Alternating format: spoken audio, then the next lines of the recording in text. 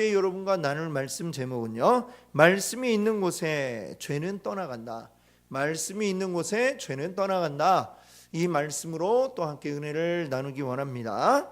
우리 말씀 듣기 전에 먼저 우리 좌우 옆에 계신 분들, 또 앞뒤로 계신 분들과 인사 같이 나눠볼게요. 우리 활짝 미소를 지으면서 이렇게 인사하겠습니다. 잘 되고 있습니다. 기도하면 됩니다. 잘 되고 있습니다. 기도하면 됩니다. 아멘. 오늘도 우리 이 기도 가운데 또 놀라운 은혜와 역사 일어날 줄 믿습니다. 자, 우리 느헤미야 13장, 이제 느헤미야서의 마지막 장이 되겠습니다. 이 느헤미야는 어떤 사람인지 그동안 말씀을 통해 기억하고 계시죠? 3차 포로 기환 때에 그 돌아온 자들을 이끌었던 사람입니다. 지도자이고, 그리고 또 그는 그 오기 전 바사에서도 꽤 높은 지위에 있었던 왕의 술 맡은 관원으로 일을 했던 사람입니다.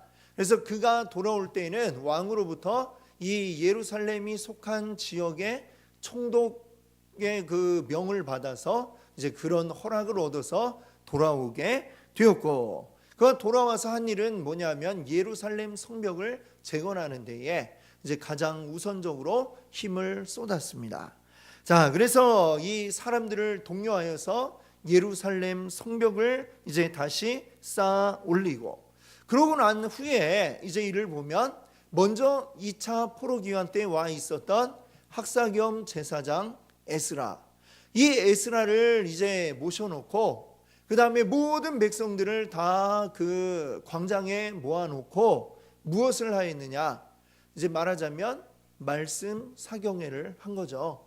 자, 그래서 어떻게 하느냐, 이 에스라가 앞에 강단 위에 서고 이제 율법을 쭉 낭독을 하는 거예요. 그럼 저 뒤에까지 이제 들리지 않을 수가 있기 때문에, 왜냐하면 그때는 뭐 이런 요즘처럼 마이크가 없으니까요. 그래서 이제 중간쯤에 또 사람들이 이제 그 제사장들이 서가지고 에스라가 읽는 걸 듣고 같이 또 동시에 읽었습니다. 그래서 맨 끝까지 다 들리도록. 참 어떻게 보면 굉장히 그 아무것도 없이 그냥 말씀만 읽었어요. 요즘도 그렇게 설교를 하라고 한다면 굉장히 편하겠지만, 목사가. 근데 이 에스라는 정말 다른 군더더기 없이 그냥 말씀만 읽었는데, 그 말씀만 읽는데도 놀라운 역사가 일어나게 됩니다. 참 이게 놀라운 일이죠. 그만큼 하나님의 말씀에 힘이 있다라는 것을 우리가 기억해야 되겠습니다. 신약에 이런 말씀이 있죠. 하나님의 말씀은 살아있고 운동력이 있어서 마치 그 좌우에 날선 검과도 같다. 그래서 그 관절과 골수를 찔러 쪼개기까지 한다. 이렇게 얘기하고 있습니다. 어떤 이 앞에 나와서 이야기하는 자의 뭐 흔히 하는 말로 말빨이 중요한 게 아니고, 말을 잘하는 어떤 기술이 중요한 게 아니고, 하나님이 역사하고자 하시면은 그 무엇을 하여도 하나님의 말씀만 온전히 증거가 되면 그 가운데 역사가 일어난다라고 하는 점을 오늘 우리가 기억을 해야 되겠습니다. 그래서 이 또 먼저 미국이나 또는 영국의 대부흥의 이 시기들이 있었어요. 뭐 1800년대 말, 또 그 전에 영국은 더 먼저 1700년대 뭐 요때에 그 부흥의 시기가 있었는데, 그 부흥의 시기에 그 막 앞에서 이야기했던 그 설교자들이 뭐 이렇게 평상시에 말을 잘하는 그런 자들이라 가지고 막 설교하면 막 사람들이 난리가 난 게 아니었어요.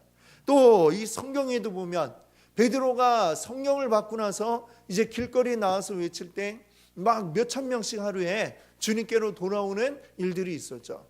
그때에 이 베드로가 말을 잘해서 그랬을까? 그렇지 않겠죠. 그렇습니다. 또 바울이 막 주님의 말씀을 전할 때 그 바울이 언변이 좋아서 사람들이 예수 그리스도에게 나왔을까?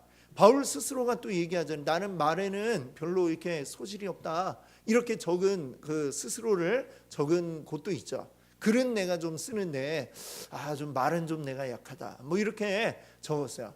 그런데도 불구하고 이들의 그 설교를 통해 많은 이들이 회개하고 주님께 돌아오는 역사. 중요한 것은 누가 어떤 화려한 언변으로 이야기를 하느냐가 아니라 하나님의 말씀에 능력이 있다. 하나님의 말씀이 함께하면 놀라운 역사가 일어난다라는 것을 우리가 알 수 있습니다. 그 말씀만 그냥 쭉 읽어주었을 뿐인데 그때 그 모든 백성들이 그 말씀을 듣고 우리가 이 말씀대로 살지 못했구나 라는 것을 깨닫고 그들이 회개하고 그 다음에는 어떻게 했어요? 말씀대로 해야 되겠다. 그래가지고 에스라가 쭉 그 말씀을 낭독할 때 듣고 그들이 그때에 바로 하나님의 절기가 가까워서 그때가 초막절 때가 되었죠. 그래서 초막절을 지킨 이야기가 이제 중간에 나오고 있는 것을 우리가 봅니다. 초막절을 지키고 또 대속죄일을 지키고 그러면서 우리가 하나님 말씀대로 이 성경이 이야기한 대로 그렇게 살아야 되겠다 결심하고 그들이 움직였던 이 모습들이 앞에 나와 있는 것을 볼 수가 있습니다. 무엇보다도 그들이 포로로 잡혀갔을 때 우리는 왜 포로로 잡혀가고 나라가 망했을까? 그 이유는 단 하나, 우리 조상들이 하나님의 말씀을 저 뒤로 미루어 버리고 그들의 마음대로, 인간의 마음대로, 사람의 뜻대로 살아가려 하고 우상을 숭배하고 그것을 좇았기 때문에 이렇게 되어버렸다라는 깊은 반성과 회개를 통해서 이들은 이제 다시 예루살렘으로 돌아온 우리들은 하나님의 말씀대로 살겠다라고 굳건히 결심을 하고 심지어는 이제 앞에 보면 그것을 이제 서명을 하면서 이제 우리는 이렇게 살겠습니다. 언약을 하고 서명을 하는 그러한 일들까지 있었던 것을 이 느헤미야서는 우리에게 알려주고 있습니다. 이때 그 말씀이 가져왔던 이 백성들을 변화시킨 놀라운 일들이 이제 나타나고 있는 것이죠. 그러니까 이것들을 볼 때에 우리가 기억할 것은 하나님의 말씀이 살아 움직일 때 그 정말 좌우의 날성검과 같이 찔러 쪼개는 게 무엇입니까? 우리의 죄악을 찌르고 그리고 그것들을 다 제거하여 버리고 잘라내 버리고 온전히 굳은 마음을 버리고 부드러운 우리의 마음이 하나님을 향하여 온전히 살아있는 우리의 마음이 나타나도록 인도하는 게 바로 이 하나님의 말씀이다 라고 하는 점을 우리가 오늘 기억하기를 원합니다. 자, 이제 오늘 이 마지막 장인 13장에 보니까 말씀이 일으킨 이 유다 사람들을 변화시킨 모습의 한 예가 1절부터 3절 사이에 나오고 있습니다. 율법에 뭐라고 그랬냐면 암몬 사람과 모압 사람은 영원히 하나님의 총회에 들어오지 못하리니, 이런 구절이 있습니다. 그 이유는 무엇이냐? 이방인이라고 그래도 어떤 이방인은 뭐 그래도 들어올 수도 있다 뭐 이렇게 여지를 둔 곳이 있는데 암몬과 모압은 안 된다라고 한 거예요. 그 이유는 뭐냐? 출애굽할 때에 그 발람의 사건을 이야기하고 있습니다. 2절에 보시면 발람에게 뇌물을 주어 저주하게 하였습니다. 모압과 암몬이 바로 그 일을 했던 것이죠. 근데 발람을 불러와서 이스라엘 저주하게 해주세요 했는데 발람이 입을 딱 열면 저주해야지 하고 입을 딱 열면 하나님이 그 입을 주장하셔가지고 입을 움직이셔가지고 이 나쁜 이렇게 하려고 그러는데 복 받아라 이런 말이 막 입에서 막 나오게 된 거죠. 한 번 해보고 안 되니까 또 장소를 옮겨서 또 해보고 또 장소를 옮기고 3번을 했는데 다 실패하였다라고 이렇게 얘기하죠. 근데 그 민수기에 이제 그 말씀이 나오는데 민수기에는 정확한 정황이 나오지 않는데 이 발람도 자기가 이들을 저주하고 이스라엘을 저주하고 돈을 많이 받기로 했잖아요. 근데 실패했잖아요. 그러면 어때요? 굉장히 막대한 재정적인 타격이 오겠죠. 받기로 한 돈을 못 받게 되니까 그러니까 다른 꼼수를 썼습니다. 어떤 꼼수를 쓰느냐? 좋은 수가 있습니다 하고 이제 그 모압 왕을 이제 딱 설득을 하는 거예요. 어떻게 하느냐? 여자들로 유혹을 하자. 그래가지고 그래서 이제 여성들이 그 이스라엘 진영의 근처에 왔다 갔다 하고 그리고 막 유혹에 넘어가서 그들을 데리고 어디로 갔느냐? 그 이방 우상을 섬기는 곳으로 끌고 왔던 것이죠. 그곳에서 이방 신을 향하여 제사를 드리고 또 이방 신들을 섬길 때에 그 이방 신을 섬기는 그 행위들 가운데에는 아주 음란한 그런 행위들이 또 포함이 되어 있습니다. 그런 예식에 참여하도록 하는 그런 일들을 벌임으로 이스라엘이 죄짓고 거기서 넘어지도록 만들었던 그 죄가 모압과 암몬에게 있다라고 이렇게 이야기를 하면서 이 율법에는 그래서 모압과 암몬 사람들은 몇 대가 지나가도 절대로 여호와의 총회에 들어오지 못하게 하라, 이 말씀이 이제 들어 있는데, 그 말씀이 이제 이들에게 딱 들어와서 우리들이 이 이방인들과 함께해서는 안 되는데 하면서 어떻게 했다는 거예요? 3절에 보니까 백성이 이 율법을 듣고 곧 섞인 무리를 이스라엘 가운데서 모두 분리하였느니라. 즉 이방인들을, 이 지금 유대인들 가운데 들어와 있는 이방인들을 이제 분리해내서 그들을 쫓아냈다라는 이야기를 하고 있습니다. 자, 우리는 이 말씀을 듣고 읽을 때에 우리가 오해를 하면 안 됩니다. 오해를 하면 안 되는데 어떤 오해를 하느냐? 이거 너무 이스라엘 유대인들 중심으로 이 민족주의적이고 혈통주의적이고 뭐 이러냐? 뭐 이렇게 따지는 사람들도 있어요. 무슨 그 하나님은 이스라엘 백성들만의 하나님인데 한국 사람이 이거 왜 믿냐? 또 이런 알지도 못하면서 그렇게 얘기하는 사람들도 있어요. 자, 근데 이것은 지금 단순하게 이 유대인 혈통 이것만 아주 우수한 민족이다, 그래서 너희들끼리의 그 순수 혈통을 지켜라, 이런 이야기를 하는 게 아니죠. 이것이 암시하고 있는, 이것이 우리에게 주고 있는 그 의미를 우리가 깨달아야 됩니다. 이방인들, 일단 이 유대인들 가운데 섞여 있는 이방인들이 하는 역할이 무엇이냐? 그 이방인들은 자신들이 믿고 있는 신이 있어요. 그리고 그들은 이 고대 시대에 모든 민족들은 다 다신교를 믿고 있습니다. 다신교, 그 여러 신들을 믿고 섬기고 있어요. 그래서 모든 것에 다 신을 갖다 붙여요. 하늘의 해를 보고 태양의 신이라고 그러고, 강물을 보고는 또 강물의 신이 있다고 그러고, 땅에는 돼지의 신, 뭐 이렇게 다 전부 다 이제 갖다 붙여가지고 수많은 신들이 존재를 그들이 다 믿고 있는데, 오직 유일하게 이 이스라엘 민족만 여호와 하나님 한 분의 신이 계시다라고 이렇게 믿고 있어요. 그게 굉장히 독특한 거죠. 사람이 뭔가 생각해서 만들어내려고 한다면 다신교로 이렇게 가는 게 너무나 자연스러운 현상인데, 근데 이 유대인들은 그 자연스러운 현상을 거슬러 가지고 오직 한 분 하나님만 계시다라고 믿고 있다는 거죠. 그것만 보아도 이게 하나의 증거가 될 수 있습니다. 이 하나님을 믿는 이 신앙은 사람이 만들어낸 신앙이 아니다라고 하는 것이죠. 하나님 한 분만 계시다라고 하나님께서 직접 이들에게 알려주셨기 때문에 그것을 믿는 것이지, 사람이 생각해내는 생각의 그 발전을 따라 그대로 간다면 다신교를 믿고 있는 게 너무 당연하죠. 자, 그런데 이 이스라엘 무리 가운데 다신교를 믿는 이방인들이 들어와 있어요. 다신교를 믿는 이방인들에게는 여러 신들 가운데 이 이스라엘이 섬기는 하나님 하나 더 플러스 1하고 추가된다고 해서 이상할 게 하나도 없어요.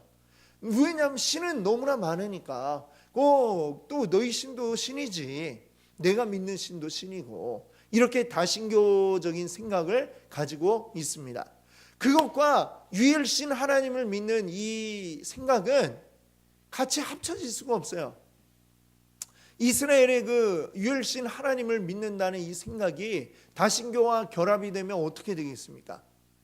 그리고 이 하나님만 믿는 신앙은 무너져 버리고 마는 것이죠. 하나님 한 분뿐이다 라는 이 생각이 무너져 버리게 되는 것이죠. 지금 이 다신교를 믿는 이방인들이 이들 가운데 들어와서 그들의 생각이 은연중에 이들에게 전파가 되기 시작을 하면 이 하나님만 믿는 신앙은 방해를 받고, 그리고 그것은 무너져 버리게 될 수밖에 없는 상황입니다. 그래서 이 이스라엘에게 이방인이란 건 무엇이냐? 하나님과의 관계를 막고 하나님과의 관계를 깨뜨리는 이러한 역할을 하고 있는 게 바로 이방인이다라고 하는 거죠. 그렇기 때문에 이 이방인을 쫓아내고 그들과 함께하지 말라라고 얘기하는 거지, 어떤 그 이방인들에 대한 어떤 배타적인 그런 마음, 오직 우리 유대인 순수 혈통만이 우수하다라는 이런 정신을 심어주기 위해서 그렇게 이야기한 게 아니다라고 하는 것이죠. 근데 이것들이 지금 뭐 유대인들 같은 경우에도 이것이 잘못 이렇게 전승이 되니까 어떻게 돼요? 유대인이 오직 순수한 택함 받은 민족이고 우리만 우월하고 다른 민족들은 다 이방인들은 지옥의 불쏘시개 같은 존재들이다. 이렇게 생각을 하는 게 지금의 아직까지의 유대교 믿는 사람들의 생각이죠. 하나님의 마음은 근데 그게 아니고 이 이방인이란 곧 무엇이냐? 하나님 믿는 올바른 신앙을 방해하고 있는 모든 요소들, 그것을 하나의 대표적으로 드러내는 게 바로 이방인이다라고 이렇게 이야기를 할 수가 있겠습니다. 그래서 하나님은 이 이방인들을 쫓아내라. 너희들이 하나님만 믿는 그 믿음을 지키지 못하게 만드는 모든 것들을 다 제거하여 버려라 라는 이 말씀을 하고 계신 것입니다. 자, 이 하나님과 우리 사이에 이런 여러 가지 방해 요소들을 그대로 내버려 둔다면 어떻게 될까요? 하나님과 올바른 관계를 가질 수 없고 하나님을 올바로 바라볼 수가 없는 것입니다. 그런데 이 하나님의 말씀이 이스라엘 백성들에게 선포가 되었을 때에 그들의 모습을 비추어 보는 것입니다. 말씀을 통해서 자신들의 모습을 비추어 보는 거야. 하나님이 이 암몬 족속, 모압 족속과 함께하지 말라고 그랬는데 이 말씀이 있고 그 말씀을 통해 나를 비추어 보니까 내 친구 제 모압 사람, 이 사람은 또 암몬 사람, 옆에 그들이 있단 말이에요. 그들과 함께하지 마라. 그들은 여호와의 총회에 들어올 수 없다라고 했는데 이제 말씀과 자신의 모습이 충돌이 되는 것을 발견하게 되죠. 발견하고 나서 그들은 어떻게 했습니까? 말씀이 그들 가운데 들어와 그들의 마음을 움직이니까 그들은 아무리 친한 친구지만 이제 더 이상 당신과 함께할 수 없겠습니다. 그들을 쫓아내는 이 일들이 있는 것이죠. 이거 너무 매정하다, 너무 무정하다라고 이야기할지 모르지만 여기서 인간관계 이런 것들을 이야기하는 게 아니라 하나님을 믿는 올바른 신앙, 그것을 하나님의 말씀 가운데 비추어서 온전히 그 순수성을 되찾고자 하는 노력이 여기에 드러나고 있다는 것을 우리가 기억할 수 있기를 바랍니다. 말씀이 우리 가운데 들어올 때 말씀으로 나를 비추게 되고 그래서 나의 죄악됨을 깨닫게 되고 그 말씀을 통해서 나의 죄를 바라보면서 나는 죄를 회개하고 그 다음에 진정한 회개는 뭐예요? 잘못했어요. 이게 회개가 아니죠. 늘 강조합니다만 회개는 뭐예요? 돌아서는 겁니다. 돌아서는 것. 어디에서부터? 죄악으로부터 하나님을 향하여 돌아서는 것이죠. 잘못된 길을 가고 있다가 유턴을 하는 것, 이게 바로 하나님을 섬기고 믿는 것이고 회개하는 것이다. 이 말씀을 하고 있습니다. 그래서 이들이 어떻게 합니까? 내 말씀에 나를 비추어 보고 그 상황 속에서 이러면 안 되겠구나. 그래가지고 그 이방인들을 내쫓고 하나님의 말씀을 향하여 나아가는 이 모습을 지금 이 1, 2, 3절 하나님의 말씀이 그들 가운데 들어갔을 때 어떻게 변화되었는가를 이 예를 1, 2, 3절을 통해 보여주고 있는 것입니다. 말씀이 우리 가운데 들어오면, 하나님의 그 말씀이 우리 가운데 들어오면 우리의 죄가 드러나게 되고요. 그리고 그 죄를 회개하게 되고 회개함으로 우리의 삶이 바뀌고 변화되는 역사가 일어나게 되는 줄 믿습니다. 아멘. 자, 그런데 이런 이 유다 가운데에 또 어려움이 생겨나게 됩니다. 그건 뭐냐면 이들의 마음이 또 다시 느슨해지는 그런 기회가 또 생겨나게 되죠. 이걸 뭐 기회라고 하기도 그런데 그들이 왜 그렇게 되느냐? 느헤미야가 사실은 그 바사의 왕 아닥사스다에게 약조를 하고 왔잖아요. 내가 이제 예루살렘에 가서 거기 영원히 머물겠다라고 한 게 아니라 다시 돌아오겠습니다. 약조를 하고 떠나왔단 말이죠.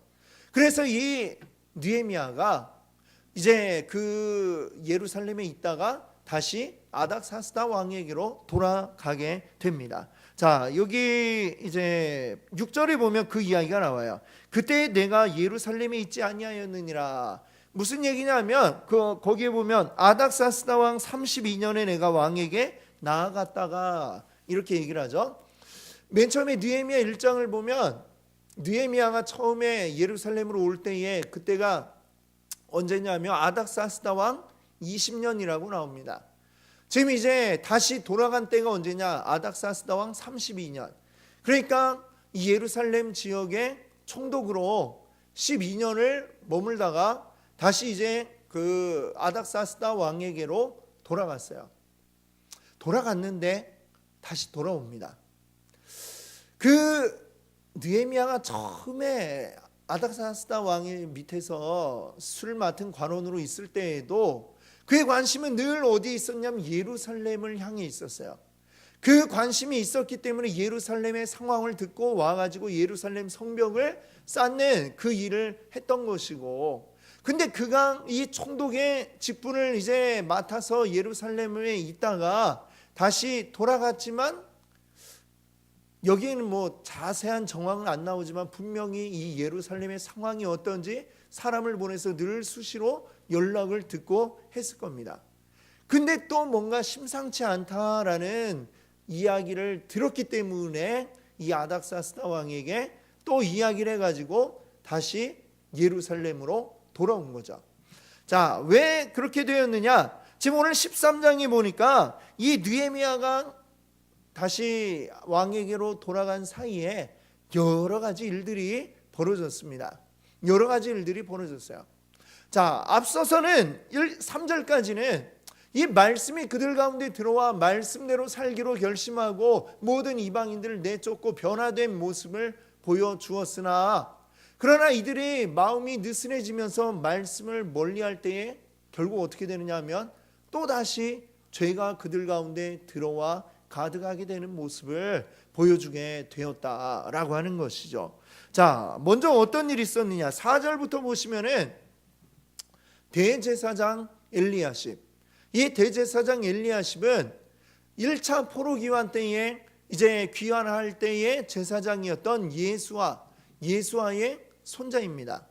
지금 느헤미야 때에 계속 대제사장의 역할을 하던 사람이 엘리야십이죠. 자, 대제사장은 모든 이스라엘 가운데 또 하나님 앞에 가장 이제 가까이에 있는 사람이 대제사장이라야 되지 않겠습니까? 그렇죠? 그 대제사장이 이 제사장들을 잘 이끌고 그 제사장들이 또 레위 지파를 잘 인도해 가지고 이 모든 레위 지파와 또 모든 이스라엘 가운데 흩어져서 이들을 하나님 앞으로 온전히 인도해 나가는 이 역할을 해야 되는데, 그 정점에 있는 대제사장이 무슨 일을 했느냐? 여기 보니까 엘리야십이 도비야와 연락이 있었다. 도비야가 누굽니까? 앞서 예루살렘 성벽 공사를 방해했던 그 중요한 이방인들이 있었죠. 산발락과 도비야, 또 아라비아 사람 게셈, 요 세 사람의 이름이 앞서 계속해서 반복해 나왔던 것을 여러분들 아실 겁니다. 그 중에 한 사람인 도비야, 이 도비야와 연락이 있었다라는 얘기는 서로 이제 왕래가 있었다는 얘기죠. 서로 왕래만 하는 정도가 아니라 그러니까 뭐 왕래가 서로 뭐 이렇게 어떤 뭐 공적인 이 연락을 하는 게 아니라 아주 사적이고 개인적이면서 서로 가까운 사이로 교제하는, 좋게 말하면 교제고 이제 좀 직설적으로 얘기하면 내통하고 있었다라고 해야 되겠죠. 이 예루살렘 성벽을 쌓는 것을 방해했던 자잖아요. 이 예루살렘이 잘 되는 걸 몹시도 배아파하고 그것을 방해하고 있는 대적 도비야. 근데 그와 대제사장이 짝짝꿍이 되어 있더라라는 얘기입니다. 그냥 이렇게 연락만 주고받고 아주 가까운 사이 정도였으면 모르는데, 심지어 어느 정도까지 했느냐? 아예 그 도비야, 이방인인 도비야를 위해서 성전 안에 있는 방 하나를 비워줬어요. 원래는 그 성전 안에 아주 중요한 그 뭐 여러 가지 소재에 쓰는 곡식들, 또 제사장들에게 나눠줘야 될 곡식들, 각종 필요한 자재들을 쌓아놓고 보관하는 그 장소를, 큰 방이겠죠. 그러니까 많은 것을 넣어야 되니까 큰 방인데, 그 큰 방에 있던 걸 싹 비워내고 도비야 이 이방인이 와갖고 자유롭게 쓰라라고 그 성전 안에 있는 방을 내어줬어요. 하나님을 믿지도 않는 이 이방인 도비야를 위해서 말이죠. 그 이야기를 이제 드디어 이 느헤미야가 다시 돌아왔을 때에 보니까 뭔가 이상한데 누가 지금 들라드는 것 같은데 하고 보니까 그 한때는 느헤미야를 죽이려고까지 했었던 이 도비아가 성전의 방 하나를 아주 그냥 찾으라고 앉아가지고 있었다, 이 얘기를 듣게 되었죠. 그래서 이 느헤미야가 당장 그를 내쫓고 다시 원래 있던 그 성전에 사용할 모든 것들을 그 안에 다시 넣어놓도록 하였다라는 이야기가 나옵니다. 자, 또 어떤 일들이 있었느냐? 10절부터 보니까 어떤 일이 또 있냐면, 레위 사람들이 받을 몫을 주지 아니하므로 그 직무를 행하는 레위 사람들과 노래하는 자들이 각각 자기 밭으로 도망하였기로. 우리가 앞서 그 말씀들을 보면 백성들이 이제 이 제사장들을 위하여 하나님의 일을 해야 할, 성전에서 일해야 할 제사장 또 레위 사람들을 위하여 우리가 그들이 먹고 살 수 있는 것을 책임지겠다, 율법에 그렇게 하도록 되어 있으니까요. 레위 사람들은 따로 땅을 분배를 받지 않았죠. 그 대신에 이제 그들이 거주할 성만 이스라엘 전국에 흩어져서 이제 분배를 받았고, 그들이 무엇으로 먹고 사느냐? 모든 백성들이 자신들의 그 소득의 10분의 1을 내면 그것을 레위인들에게 드리고, 이 레위인 제사장들은 또 그 중에 10분의 1은 아론 자손을 위하여 또 떼어놓고, 그래서 그들이 먹고 살 수 있도록 이렇게 해놨죠. 그 율법을 따라 우리 그렇게 하겠습니다, 앞에서 서약까지 다 해놨는데, 근데 그것이 어떻게 됐어요? 그것이 제대로 되고 있지 않더라. 그러니까 레위인들도 우리도 먹고 살아야지, 성전 일은 내버려 두고 그 다음에 어떻게 했다는 거야? 자기 먹고 살기 위해서 다 밭으로 도망했다. 그렇게 되면 어떻게 되겠어요? 성전은 와서 일하는 자가 아무도 없으니까 그냥 방치되어 있고, 거기에 누군가 와갖고 하나님 앞에 뭐 번제를 드리고 하려고 그래도 그게 누가 할 사람이 없잖아요. 또 매일 아침마다 저녁마다 해야 할 일들이 있는데, 성전에 불을 붙이고 뭐 기름을 태우고 이런 것들이 정해져 있는데 해야 할 사람이 아무도 없는 거예요. 완전히 그냥 방치된 성전이 되어버렸다. 그래서 그 느헤미야가 모든 백성들의 지도자들인 민장들을 다시 불러 모아서 그들에게 이야기를 하고, 그들이 또 다시 이제 잘못을 인정하고, 이제 우리가 다시 제대로 모아서 우리 10분의 1을 이 레위인들을 위하여 드리겠습니다 하는 그 일이 나오고 있습니다. 자, 또 15절부터 보면 또 어떤 일들이 있느냐? 안식일에 물건 파는 자들이 이 예루살렘 안에 생겨났다는 거예요. 이방인들이 밖에서부터 이제 막 물건을 들고 왔고 파는데, 이방인들이 뭐 나를 따지지 않죠. 그냥 아무나 와갖고 하는데, 이 안식일에 와가지고 물건을 팔고 있는 걸 느헤미야가 보았습니다. 안식일에 우리가 물건을 사고 팔며 이렇게 하면 되겠는가? 그래서 성문을 굳게 닫아 걸고 레위인 이 이방인들을 절대 출입시키지 말라, 이렇게 명령을 내렸더니만, 그래도 혹시 또 열릴까 하고 안식일 전날부터 와가지고 이제 밤새 그 성문 밖에서 자면서 기다리고 있는 거야. 절대 열어주지 말라. 그래가지고 그들이 이제는 안 되는가 보다 하고 돌아갔다라는 이야기가 또 나오고 있습니다. 자, 또 어떤 일들이 또 있었느냐? 네 번째 죄가 되겠네요. 23절부터 보시게 되면, 자, 유다 사람들이 이방 여인들을 아내로 맞이하였다라는 이야기가 또 나오고 있습니다. 근데 사실 지금도 그렇다고 그래요. 이 유대인들이 혈통을 따지는데 어떤 이제 부계 혈통을 따지는 게 아니라 어머니가 유대인이면 유대인으로 그렇게 인정을 한다고 그래요. 그 이유가 뭐냐? 사실은 이 아이를 낳아서 아이와 가장 많은 시간을 보내고 그 아이를 가르치는 거는 누구예요? 엄마죠. 엄마랑 계속 시간을 보내요. 자, 그래서 어떤 일이 벌어지게 되느냐? 이방 여인을 아내로 맞이하니까 그 아이들이 히브리 말은 몰라, 이방 사람들의 말을 할 줄 알고 히브리 말을 모르는 이런 아이들이 많이 생겨난대요.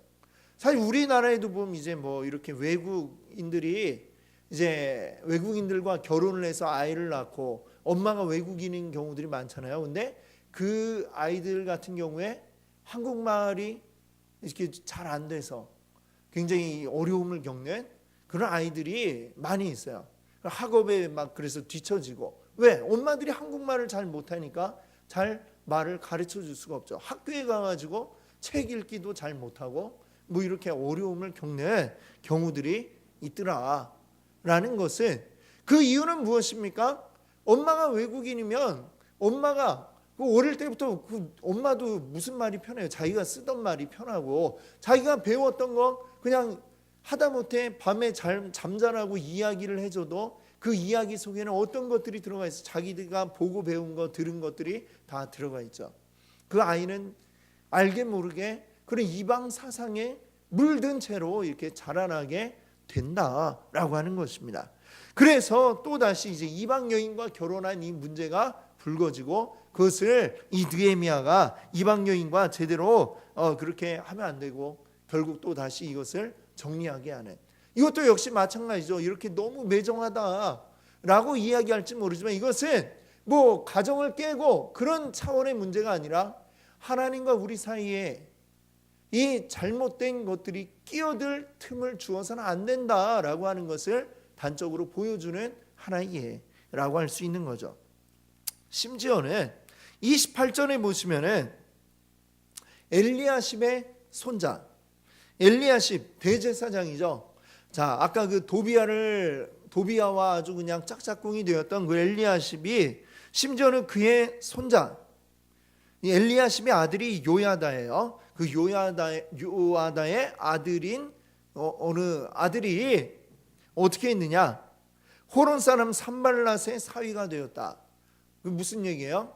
그 대제사장의 손자가 누구랑 결혼했느냐? 호론 사람 산발랏. 그 이 예루살렘을 그냥 무너뜨리려고 그렇게 했던 대적인 산발랏의 딸과 결혼을 했다라는 이야기를 하고 있는 거죠. 이 정도면 이 엘리야십은 정말 이게 이스라엘의 대제사장인지 아니면 이방인의 이방인들을 이 유대로 끌어들이려는 첩자인지 모를 정도다. 아마 이렇게 이야기할 수 있을 것 같습니다. 그 이야기를 또 이 느헤미야가 듣고 그를 내쫓게 했다. 다른 사람도 아니고 이 대제사장의 아들이 대제사장이 되고요, 그 아들이 또 대제사장이 됩니다. 그러면 이 이방인과 결혼한 이 사람도 언젠간 또 대제사장이 될 텐데, 하나님의 율법에 분명하게 나와 있어요.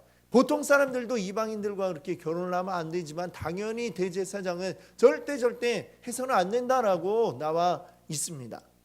근데 그것을 얼마나 이 사람들이 지금 율법을 무시하고 있는가, 대제사장이 그것을 알 수가 있는 것이죠. 느헤미야는 이런 모든 하나하나의 그 건수들을 밝혀낼 때마다 이것들이 제대로 안 되고 있는, 하나님의 말씀대로 되지 않고 있는 것들을 다 끄집어내서 그것을 바로잡는 일들을 해 나갔다라는 것을 이야기하고 있습니다. 우리가 이야기했던 것처럼 이 13장의 맨 앞에 하나님의 말씀이 그들 가운데 온전하게 선포되었을 때에 그들은 온전히 하나님의 말씀대로 살기로 결심하고 했었죠. 어떻게 그 사람들이 또다시 이렇게 바뀌어져서 이 모든 걸 다 잊어버리고 죄 가운데 빠져 있는가? 우리가 방심하면 그렇게 됩니다. 우리가 구원에 대해서 이야기를 한번 구원받은 걸로 이게 뭐 우리의 모든 삶이 다 끝나는 게 아니라, 이런 말씀을 제가 드렸죠. 무슨 얘기예요? 우리가 하나님 앞에 나아가는 것은 한 번에 이렇게 완성되는 게 아니고 우리의 삶이 끝까지 주님 앞에 가는 그 순간까지 계속해서 이어져 가면서 완성되어 가는 것이다 라는 점을 우리가 알아야 됩니다. 한 번 은혜 받았어도 한 번 은혜 받았으면 이게 영원히 끝까지 가느냐? 그 은혜는 물론 우리에게 있겠지만 그것을 우리는 너무나도 자주 망각할 수밖에 없는 게 우리 사람입니다. 끊임없이 우리가 힘써서 하나님께로 나아가기를 우리가 애쓰지 않으면은 우리 마음은 금세 돌아가 버립니다. 마치 뒤에서 뭔가가 잡아 끌고 있는 것처럼 고무줄로 죄가 우리를 꼭 붙잡고 있는 것 같아요. 그거를 힘써가지고 앞으로 나아가려고, 하나님께로 나아가려고 하지 않으면 이 고무줄이 나를 끝까지 잡아 당겨갖고 우리가 잠깐 힘을 빼면 어떻게 돼요? 이렇게 뒤로 줄줄줄줄 끌려가게 되는 이런 형국이 될 수밖에 없다는 것이죠. 우리는 이것들을 계속해서 죄는 나를 잡아 끌려고 하지만 우리는 이겨내야 됩니다. 이겨내려면 어떻게 해야 돼요? 방심하면 안 되고 우리 계속 끊임없이 죄에 대하여 긴장하면서 죄가 나에게 다시 들어와 내 벗이 되지 않도록 우리는 항상 조심하지 않으면 안 되고, 그러기 위해서는 우리는 어떻게 해야 됩니까? 날마다 이 죄가 무엇인지를 밝혀주는 이 하나님의 말씀을 가까이 하고 그 말씀에 근거하여서 우리가 기도하지 않으면 우리는 금세 무너질 수밖에 없다라는 점을 오늘 우리가 기억하기를 원합니다. 오늘 이 말씀, 주님의 말씀과 그 말씀을 의지한 우리의 기도, 이것이 바로 우리를 하나님께로 인도하는 귀한 끈이 되고 있음을 여러분들 믿으시기 바랍니다. 그리고 이것들을 의지하여 우리 하나님께로 더 가까이 나아가는 오늘 이 밤 되기를 원합니다. 함께 같이 기도하겠습니다.